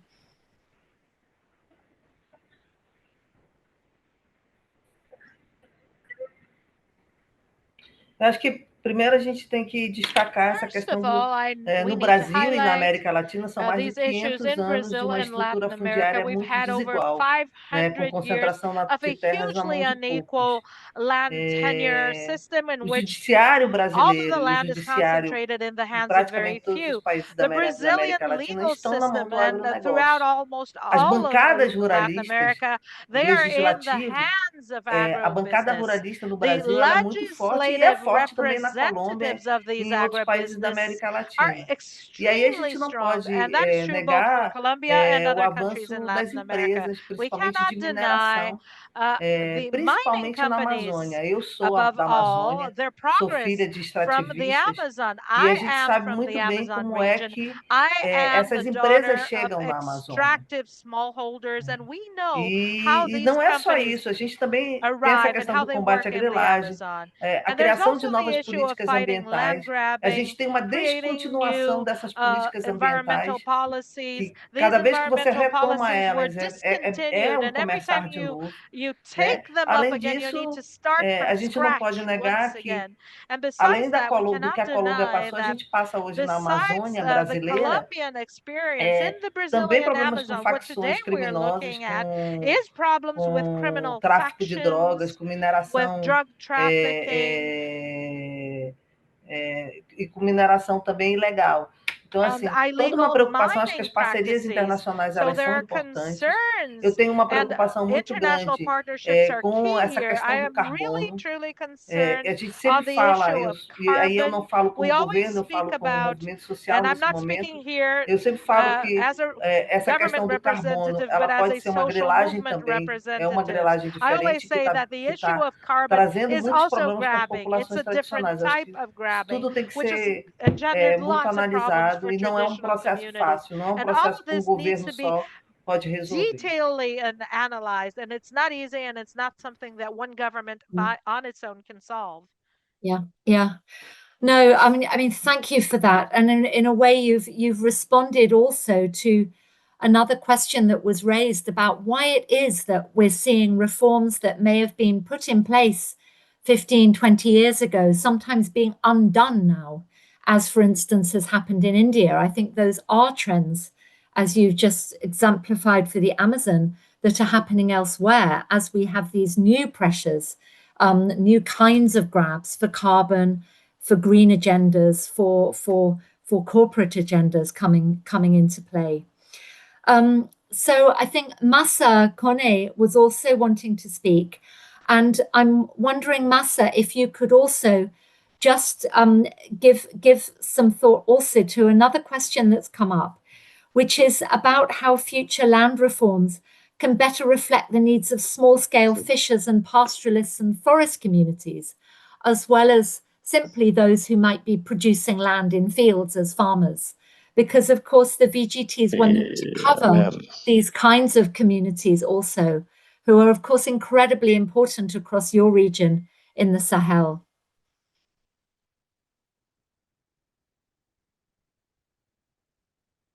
Oui, merci. Ça tombe à point nommé. Moi, je suis jusqu'à Kodjelil maintenant, dans les zones dans les zones sylvo-pastorales de Dakar, du Sénégal. Je suis dans les zones sylvo-pastorales du Sénégal. Donc, c'est à partir des projets ici que je suis en train de faire ces zones sylvo-pastorales. L'avenir de l'élevage et des zones forestières, vraiment, la première des choses d'abord que nous devrons mettre en avant d'abord, c'est que nos États ne doivent pas se laisser manipuler par les nouvelles formes d'accaparement des terres. Ça, c'est très important. Parce que les États se font complices en disant qu'ils respectent les règles des bonnes solutions. Et ils cèdent beaucoup de terres aux multinationales pour des crédits carbone, pour faire des grands espaces d'élevage au détriment des communautés. L'activité des communautés telles que nous sommes dans une zone d'élevage, l'activité est à 100% pastorale, de père en fils, depuis des siècles. Maintenant, quand on permet aux États de se laisser manipuler, soi-disant la souveraineté alimentaire, de céder des milliers et des milliers d'hectares de ces zones au détriment de ces communautés, crée d'abord la famine, mais l'insécurité. Vous savez qu'aujourd'hui, over thousands and thousands of hectares to the detriment of these communities, which are falling by the bylines. The translator can no longer hear Massa. Apparently, there's a connection issue. Okay, I think we might have lost Massa at that point, but I think he's made his key points, and we are now getting very short of time. So I'm going to move to wrap up. In a moment, I'm going to come back to any panelist who would like to give us one sentence of a call to action for this next period. What would you like to see? Something that you would like to see ICARD Plus 20 address. So be thinking about that, literally one sentence. My own observations across this fantastic set of talks, and I think we owe immense thanks to all of the panelists for offering their insights, is firstly that around land really sits at the nexus of a whole set of issues of food sovereignty, but also of the livelihoods, the well-being, the relations in communities around a whole set of other questions: health, well-being, resilience to climate change, relations with nature, and more. So by looking at land, we're also focusing in on a whole set of more fundamental rights and relationships. I think, secondly, we've heard that land inequality is partly about inequality that works against food producers and those who and smallholders, but also that there are intersecting inequalities that are bearing down often on women, on young people, on certain indigenous groups, and also those who rely on land as fishers, as people who depend on forests, and so on. So we need to be looking at a whole set of intersecting inequalities. Thirdly, this is clearly a really political set of issues. Yes, there are guidelines. Yes, they are still relevant. Yes, they need to be put forward more strongly. Yes, we need technical interventions and policy interventions. But ultimately, we also need political commitment to make sure that these agendas become real and that rights really genuinely are secured and are followed. As politics, there's an enormous role for communities and social movements, but also for committed governments and indeed for a multilateral set of discussions that take these things seriously. And ultimately, if land reform is going to be more than just a paper exercise, but a set of transformative commitments, that's what we're looking for. But I want to conclude not with my words, but with anybody from our panel who would like to just give a sentence of a hope for ICARD Plus 20, and perhaps nobody more relevant than Shirley. Would you like to start? What would be your big hope for this next period?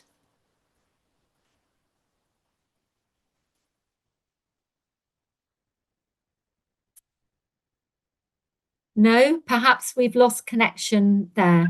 Anybody? Eu acho que a gente consiga aumentar nossas parcerias e discutir a governança fundiária não como uma questão local, mas como uma questão mundial. A questão fundiária, a questão ambiental, ela não é um problema de um povo só. Ele é um problema mundial. E finalizar com uma frase: não há governança fundiária sem democracia.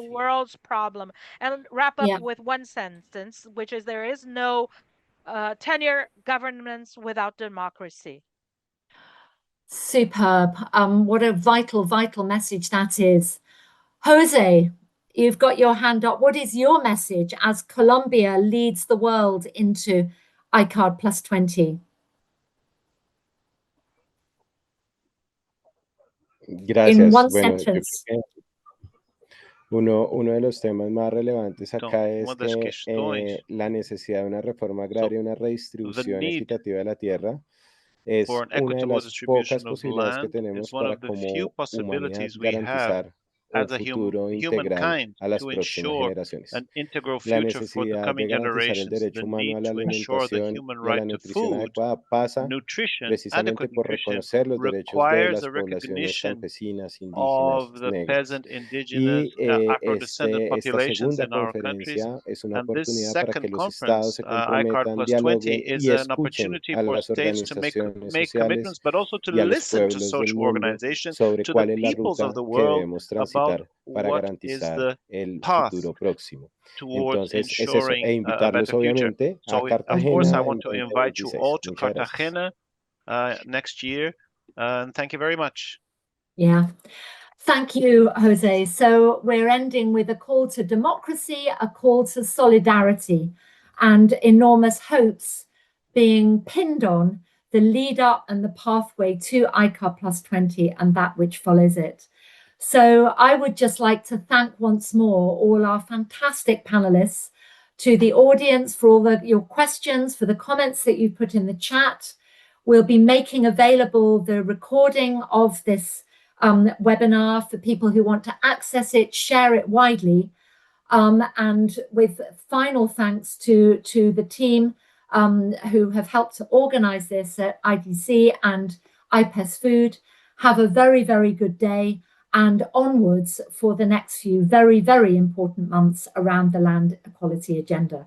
Thank you all.